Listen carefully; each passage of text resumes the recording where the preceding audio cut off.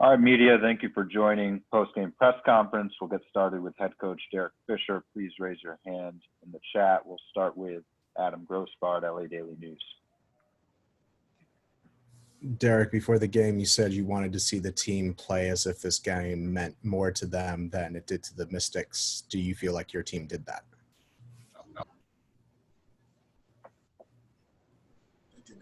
We did not.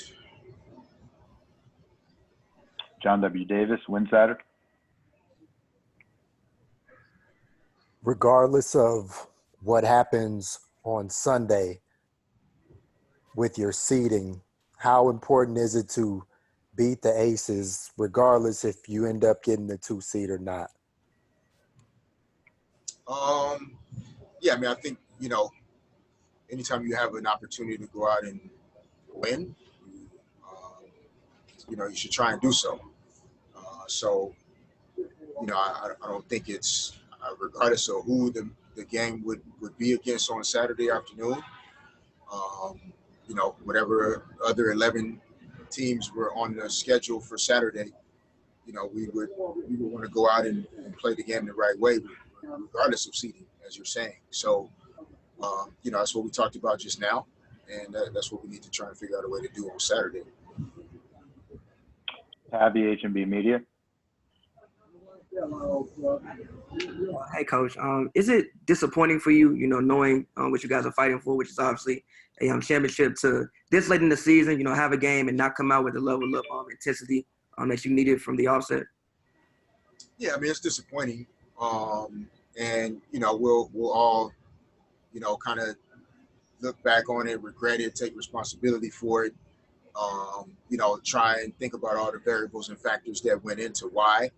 I don't think, any of our players, just showed up and didn't feel like going to work tonight. I don't think it's that simple.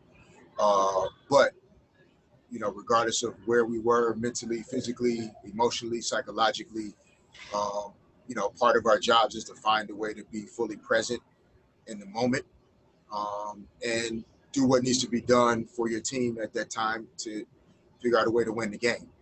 And Washington did that, and we didn't. The reasons why, because humans are involved, you'll never know the exact answer. But yeah, it is, disappointing and frustrating, but we can't allow that to, remain stuck in our system in a way that, keeps us from moving forward with the right mentality so that we can prepare to play on Saturday and have the right mindset. Chris Camello.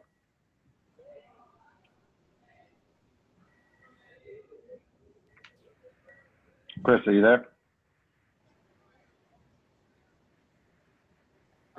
Yeah, Derek, can you hear me? Yes. Yeah. In a game like this, where you only have 2 games left, how difficult is it to kind of take this loss and knowing that it could have an effect on the seeding, or do you not see it that way?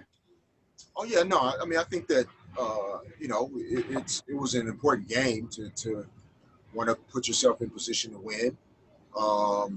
In particular in a shortened season in WNBA, where every game really has so much significance. It was definitely a game that that we wanted to be able to win. But we didn't, and I think that we have to just be adult enough to accept that as a reality now. We can't change the result of it, but what we can do is adjust the way we approach any game going forward, and just know that as talented as we are, nobody's talented enough to just show up and win. And Washington was able to work harder than us for stretches of this game that ended up allowing them to come out on top. And hopefully it serves us as a strong reminder that we can't ever allow any opponent to outwork us and still expect to win. And, I think that's what happened to us tonight, regardless of the reasons why. Last question for Coach Michelle Vopel, ESPN.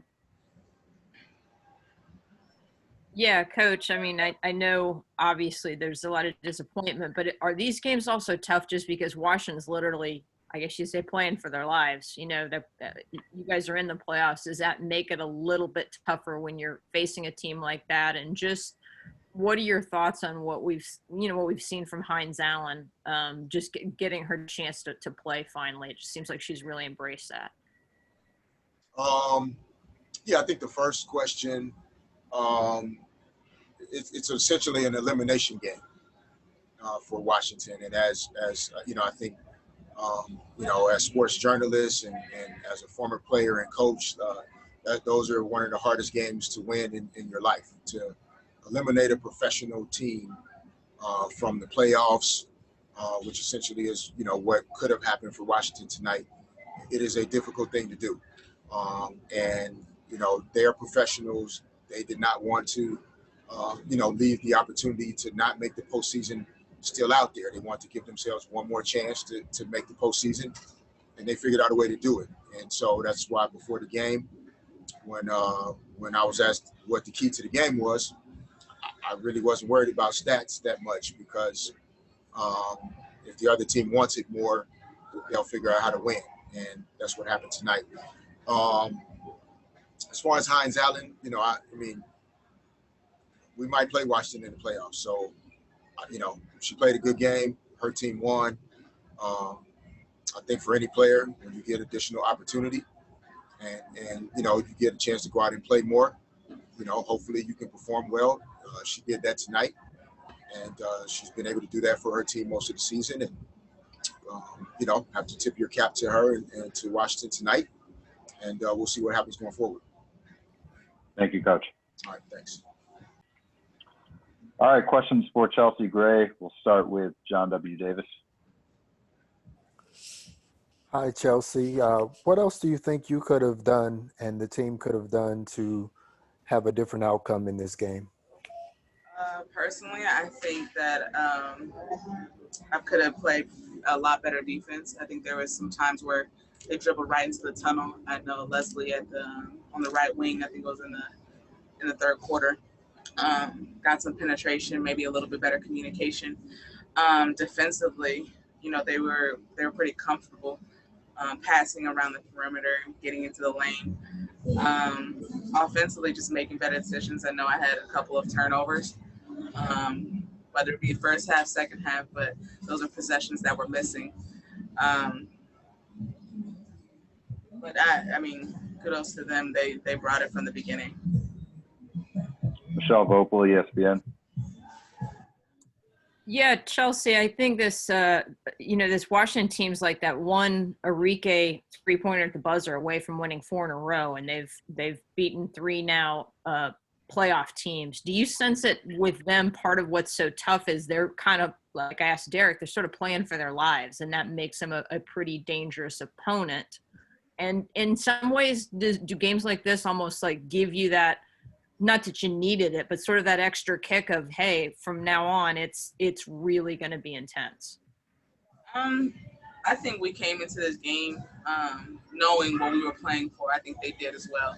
They're playing for something. We were playing for playoff seeding. And we were playing for 2 separate, you know, ends of the spectrum a little bit. And they're fighting for their lives. And we didn't play as if we were. And that's every time we have to step on the court. That's the kind of feel and, you know, energy that we have to have. And to close this regular season out, we have to have that as well. And they brought the fight from the first quarter. Their energy was a lot better than us throughout the whole game. We had spurts in there, and we would make our runs and we would get stops defensively and be able to score in transition and get easy buckets. But to have that consistent effort after 4 quarters, we didn't have that tonight. Sue Favor.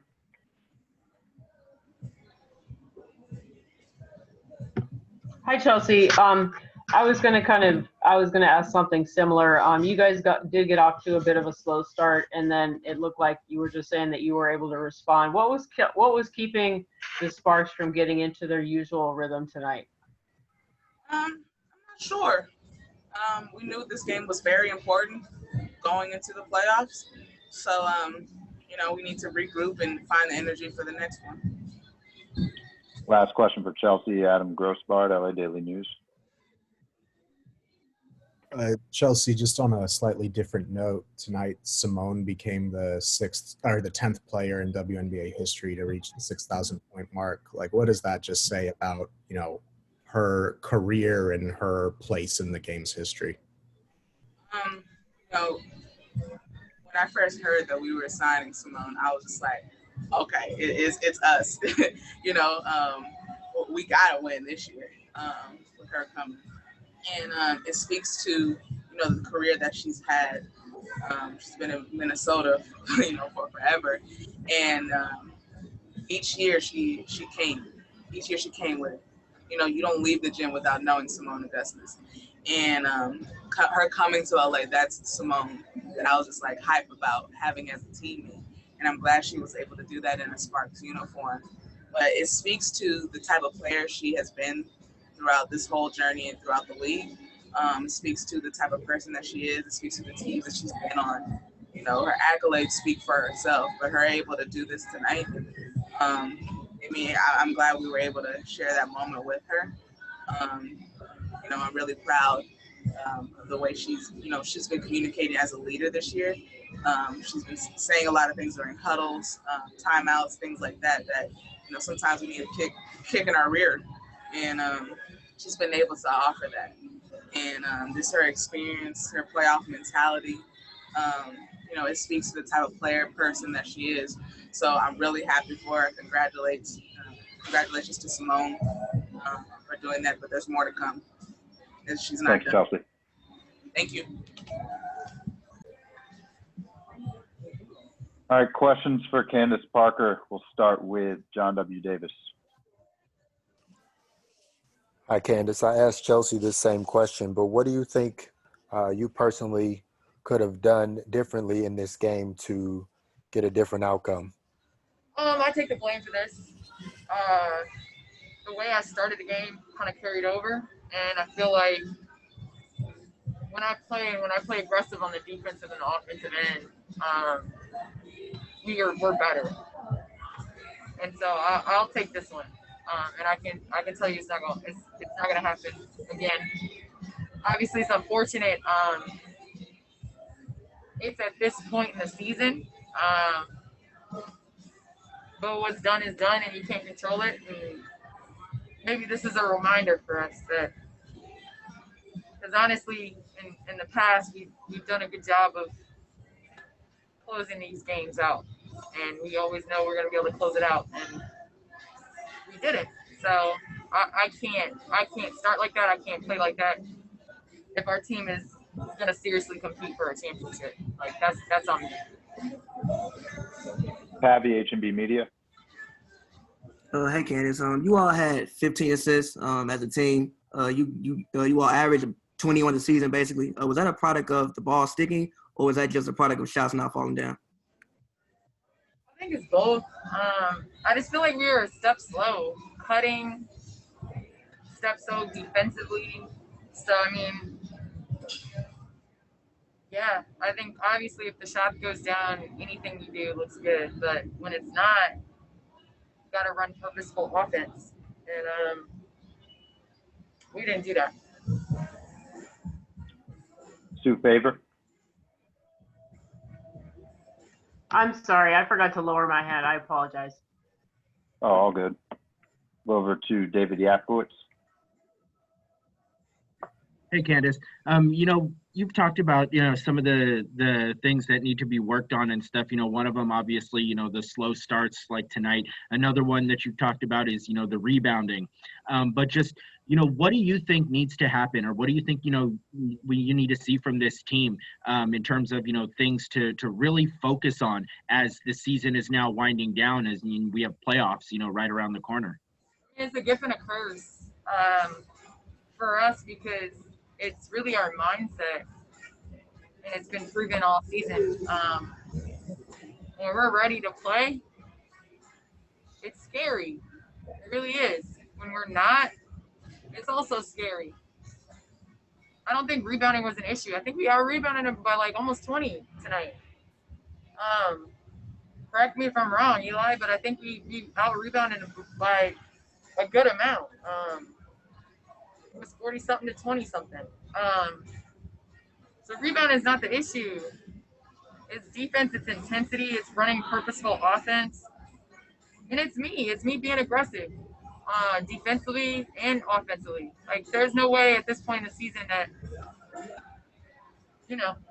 I shouldn't be more aggressive and more assertive on the offensive end as well as on the defensive end. Last question will be Chris Camello, and you out-rebounded by 11.